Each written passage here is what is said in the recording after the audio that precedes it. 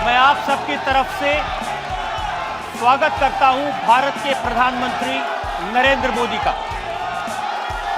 मोदी जी, बहुत बहुत स्वागत है आपका। धन्यवाद रजत जी।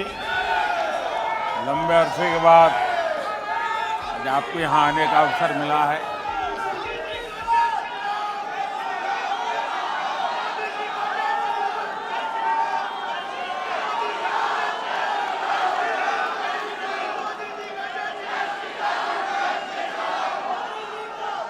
मोदी जी, जब जब चुनाव होता है, शांत हो जाइए।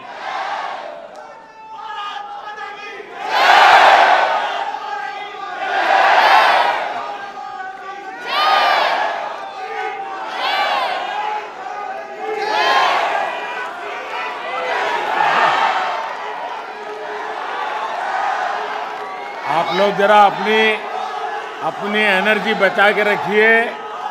आपको 4 तारीख को भी इस एनर्जी की जरूरत लगेगी।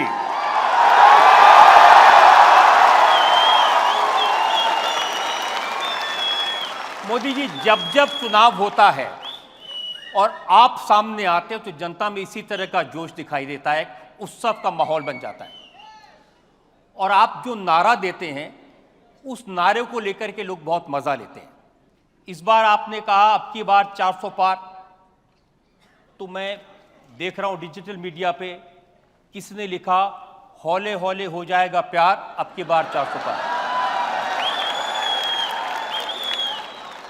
किसी ने लिखा दिल का भंवर करे पुकार, अब की बार 400 पार।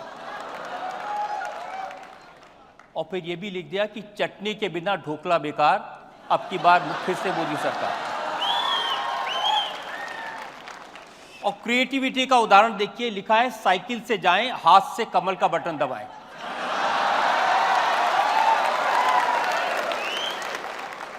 और फिर लिखा बेईमानों के लिए मोदी जहर है, गद्दारों के लिए मोदी कहर है, और देश में मोदी की लहर है।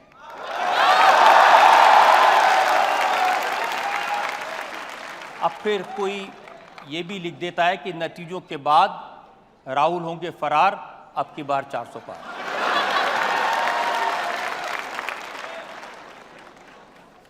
तो ये जो दीवानगी है, हर चुनाव में दिखाई देती है। अच्छा हुआ कि मुझे आपके इस शो में आने का अवसर मिला और आपने रिसर्च करके काफ़ी कुछ कंपाइल किया है। मैं स्वयं इतना दौड़ धूप में रहता हूँ कि इन चीज़ों तरफ मेरा ध्यान बहुत कम होता है। सबसे इंटरेस्टिंग चीज़ मेरा रह गई बतानी, इन्होंने जैसे शादी का कार्ड छापते हैं, ऐसे शादी का प्रोग्राम छापा है। इन्होंने लिखा 1 जून को मेहंदी और 2 को केजरीवाल की विदाई,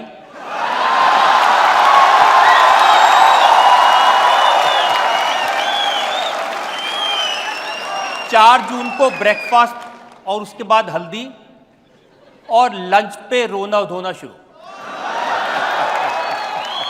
3 बजे ईवीएम की डोली में वापसी,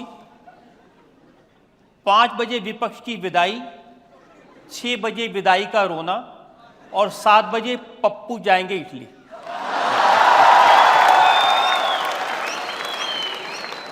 अगर आपके पास वो शादी का कार्ड हो तो लोगों को दिखा दीजिए ताकि पता चले क्या निकालते ये हैं देखिए, लोग। ये कार्ड है, ये आप सब लोग देख सकते हैं। कोशिश करें इसको स्क्रीन पर भी दिखा दें।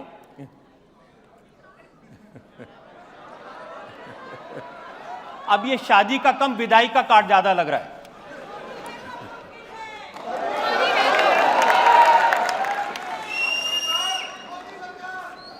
इतना तो पक्का है कि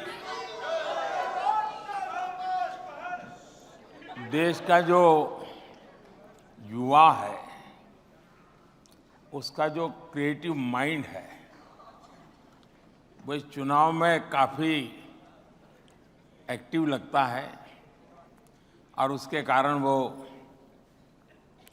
हर चीज़ में नारा भी, व्यंग भी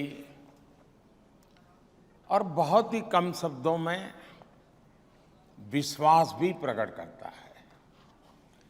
और जब ये 400 पार की बात आई तो उसके दो पहलू हैं।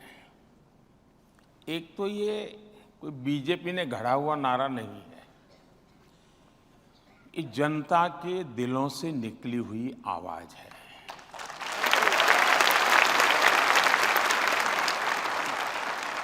जहां तक मोदी का सवाल है, आप देखते हैं कि 19 से 24 तक हम करीब 360 जीत करके आए थे एनडीए, और सदन में 2-3 दल ऐसे थे जो लगातार हमारे साथ रहते थे। इसलिए एनडीए प्लस देखूं तो हम ऑलरेडी 400 थे। 2019 से 2024 तक सदन में हम 400 थे, यानी 400।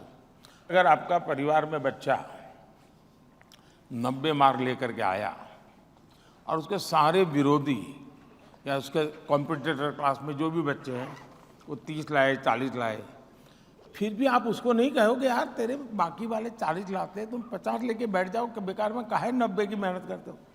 आप भी उसको कहेंगे कि नहीं यार 90 आए, लेकिन यार 95 के लिए अगली बार ट्राई करो ना। तो 400 होने के बाद मुझे तो मेरे साथियों को कहना ही होगा कि भैया हमें तो और आगे जाना चाहिए, इसलिए 400 पार आया। दूसरा, ऐसे ही किसी क्रिएटिव माइंड ने मुझे सुझाव दिया था कि 370 लोगों के जहन में ऐसा फिट बैठ गया है, और हिंदुस्तान के आज़ादी के इतिहास में देश की एकता के लिए जो प्रयास हुए उसमें धारा 370 को लेकर जो काम हुआ है वो एक महत्वपूर्ण कदम है भारत के विकास यात्रा में। इसलिए किसी ने कहा कि अब तो बीजेपी ने टारगेट करना चाहिए बीजेपी के लिए 370। तो उस 370 धारा में से, और ये मुझे कश्मीर के ही किसी साथी ने बताया था कि 370 सीट का कभी, इसलिए मैंने संसद में कहा भाई ऐसे भी लोग हैं जो मुझे कहते हैं कि बीजेपी ने 370 प्राप्त करनी चाहिए ताकि 370 का महात्म्य जनमानस में रजिस्टर हो जाए।